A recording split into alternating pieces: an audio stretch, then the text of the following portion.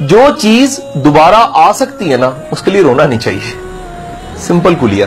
और जरा देखिएगा जिंदगी में हम कितनी ऐसी चीजों के लिए रोते हैं, टकरे मारते हैं, हालांकि वो दोबारा आ सकती हैं। और जिन चीजों के लिए रोना चाहिए उसके लिए नहीं रोते।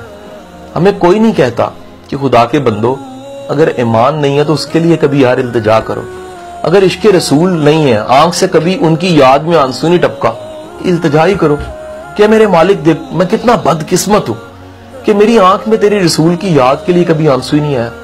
अगर तुम्हें अकड़ बड़ी है और तुम में आजिज़ी नहीं है तो कभी यार इसके लिए दुआ करो, ऐ मेरे मालिक मैं सर तो झुकाता हूं, अंदर से नहीं झुकता, मैं सजदे तो करता हूं लेकिन वो सजदे टकरे हैं, मेरा वजूद तो होता है, मेरी रूह शामिल नहीं होती मेरे सजदों में।